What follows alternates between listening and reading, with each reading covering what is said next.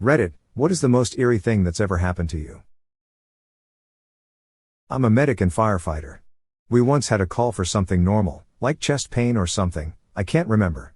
The caller said he was in his barn/garage, which isn't weird really around here. Anyway, we pull up on scene and something just felt off. No idea why, but something just told me in my gut that something was wrong. I decided to do a 360 around the building before we went through the door at the front that was clearly the entrance. I walk around and come to a window on the side of the building and look in.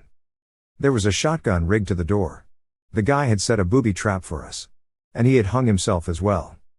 We kicked in this plexiglass type material on the side of the building and entered that way. Guy was dead. Nothing we could do about it at that point. I would have been the first through that door. No idea why I didn't just walk through it that day. I was driving home per usual and got this random, unwavering feeling that my house had been broken into. I kind of laughed and said, "Please don't let my house have actually been broken into," out loud as I turned the corner onto my street. The first thing I noticed when I pulled up to the house were the blinds on my bedroom window. They were yanked around and twisted up. Some guy that lives across the street turned out to have been stalking me and decided to climb through my bedroom window. He took nothing valuable. Just some weird personal items. It was terrifying to walk in and see my things rummaged through. It was even scarier when I talked to the neighbor and they admitted that multiple people in the neighborhood had seen it happen, but they were all too scared of old dude to say anything. The weirdest part of it all, and I mean this guy took some creepy personal things, is that nagging feeling I had before I found the remnants of the break-in. I swear I knew before I knew, and that was such an eerie feeling. I was a manager of computer repair for a retailer a couple years ago. We had a client's computer in the back running various malware and virus scans. I was doing morning paperwork in the back near the computer. This PC had its screensaver on displaying random photos from the My Pictures folder, various family members, children's birthday parties, the usual stuff. Then from the corner of my eye, I swear to God I saw a picture of a woman from the shoulders up with her throat cut. As soon as I realized what I was making out, I directed my full attention and it was back to photos of a car show. As the day went on I thought nothing of it and proceeded to continue my work until I was bringing another customer's PC to the back to work on, and again from my peripheral I could have sworn I saw a bloody body and bound in a trunk of a car. At that moment I began to freak out. I grabbed one of my employees, explained to him the situation. We then sat for 10 minutes and watched this screensaver. It is against company policy to search through the client's personal files without absolute just cause. We then proceeded to see a photo, 2 bodies in a shallow grave out in the woods and another photo of a severed hand down in kitchen drawer. I then went and got the general manager and informed him of the situation and had him view this screensaver. We then felt that it would be in everyone's best interest to contact law enforcement. About 15 minutes later, owner of the computer and another gentleman show up. I proceed to tell him that his computer is not ready and it will be a while. He then informs me that he was called there because someone reported there was some photographs of a grisly murder that we had found. I showed him his computer and then his partner then begins to laugh at him. Apparently he went against police policy and took some of his work home with him and had never noticed his work photos were being used as a screensaver. TLDR. A detective unknowingly brings me his computer filled with gory homicide pictures that get mixed in with his screensaver. I soil myself thinking I am dealing with a murder, call the cops, and the detective returns to investigate his own computer. When I was in middle school, I used to spend my free time playing on my Game Boy or listening to CDs in my room. It was a 3-family house. Most of my family, including my parents, sister, and I, lived on the top floor, while my grandma lived alone on the second floor. My grandma used to take care of my sister and me while my parents were at work. She would frequently walk up the stairs at least twice a day to check on us. She wore loud wooden slippers in the house, so we could always hear her walking around on her floor, and especially when she was coming upstairs. One weekend while I was alone at home with my grandma, I was sitting on my bed playing my Game Boy when I heard my grandma's unmistakable footsteps coming up the stairs. I heard her walking down the hallway and stopping in front of my door.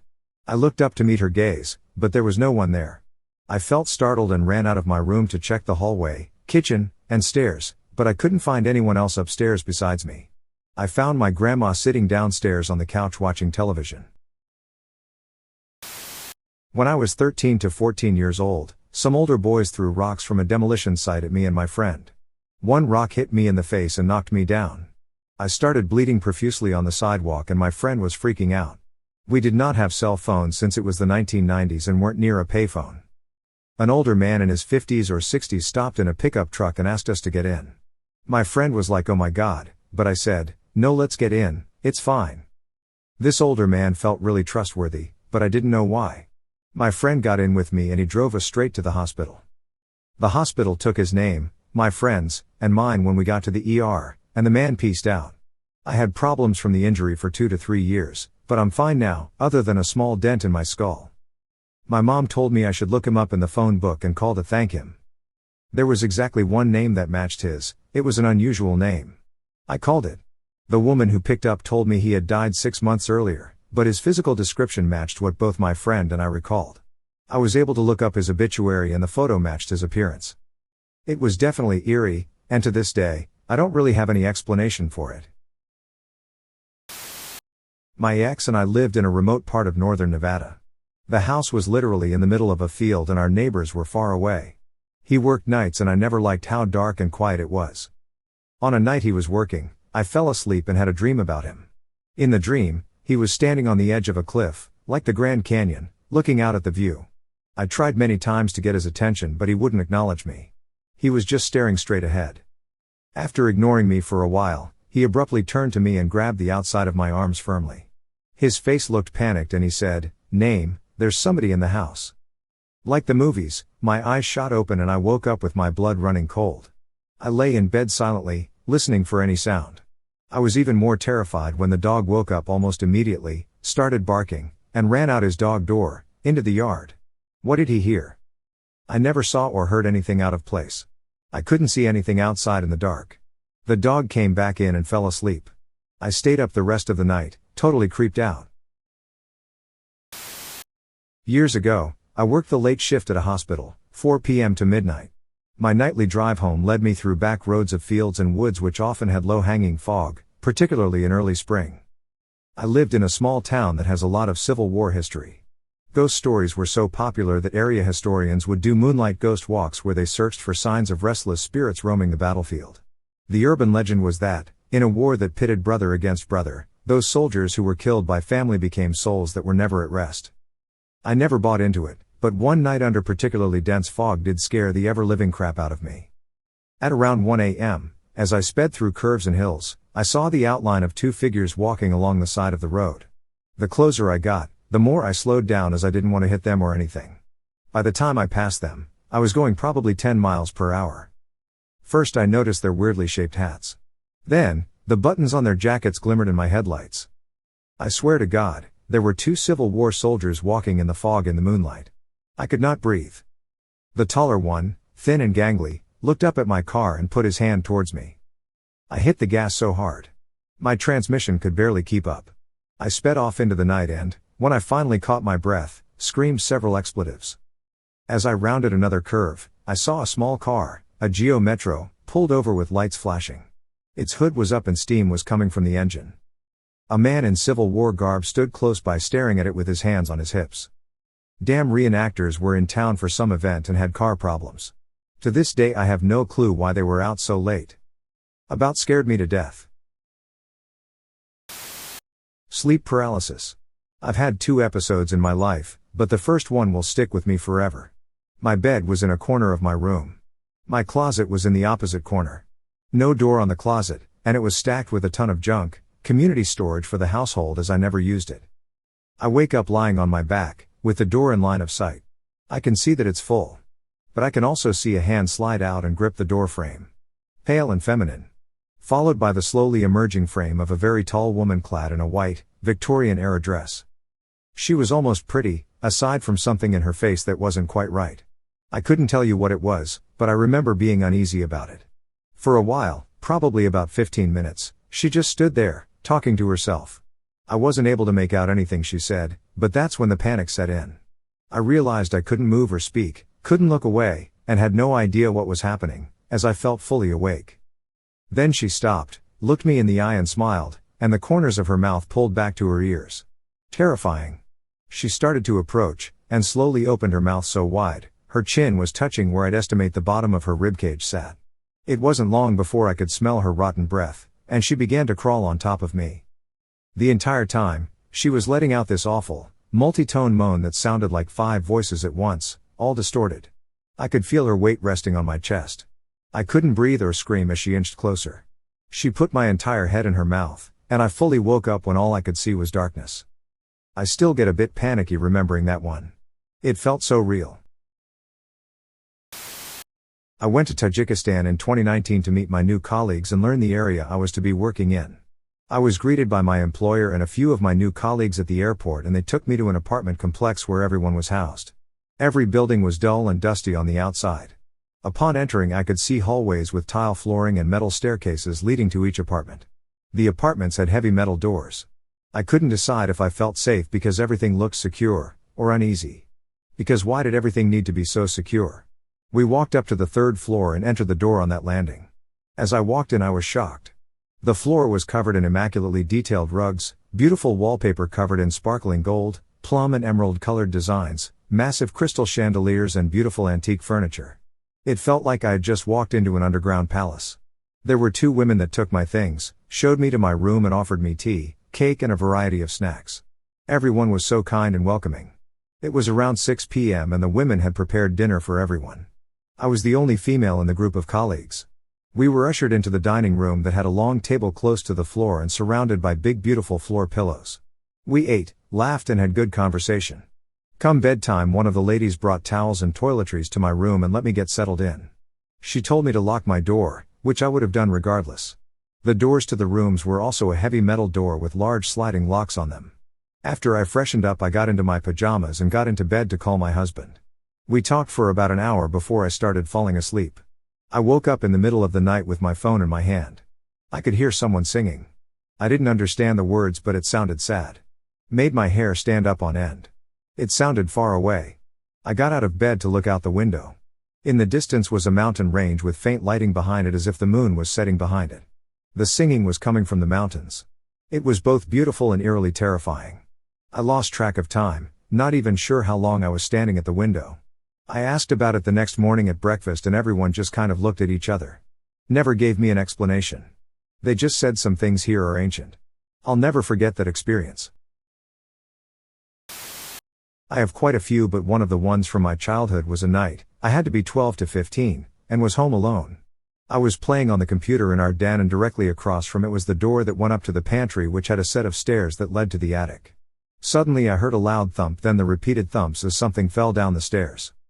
My heart stopped because there was a door at the top of the stairs that shouldn't have allowed anything to do so. I remember getting up and walking over to the door but being unable to touch the knob. Then the sound of pacing started above me.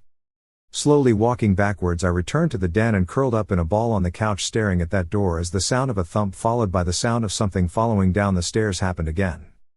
This continued on for hours till shortly before my parents got home it stopped and never happened again.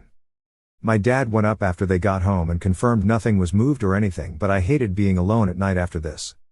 This was the same house I wouldn't shower if nobody was home either though. It was just a bit odd. The one we moved into after this one was worse though. So a few of you asked for other stories and I figured I'd offer them here. Since it was asked more than once though, I'll start by explaining why I never showered there alone. We lived in a very old house and in the bathroom were 2 older medicine cabinets. They were the type you pushed closed and they'd latch. They were a nightmare to open and you had to really pull on them. They would not open on their own. I can promise that. One night when I was 12 or 13, I went to shower while home alone and as routine went, I always pushed them tightly closed. I, to this day, hate mirrors facing me, and then hopped in the shower. I'd only been in for a few minutes when the sound of creaking hit me over the sound of the water. I peeked out and one of the cabinets had opened and the mirror was now facing me. In it, I saw a dark shadowed man's face. I screamed, hopped out and grabbed my towel, then sat in the living room, shaking, till my parents came home. They naturally denied it and said I had probably imagined it, but I knew what I saw. I never showered alone there again. Shortly before I turned 16, we moved into a basement apartment. Really old and creepy as hell. I hated living there and never was comfortable. One of the first nights there, I was in my bedroom, supposed to be asleep. There were those rolling doors on the closet and I had closed them. Just like mirrors, closets are not a favorite thing. Then one side started to slowly creak open. I was horror-struck and stayed completely still as a hand, on my door, pushed it open. There was no obvious person. Just the hand and a black shadow in the corner of it. This was the same house where, semi-routinely, things would move when we hadn't touched them.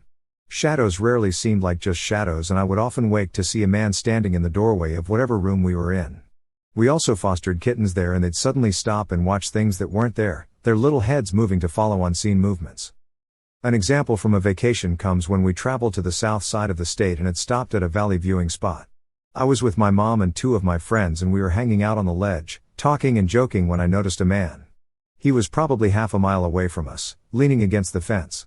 He caught my eye because he was the only other person nearby, but when I looked at him, he was dressed in different clothes.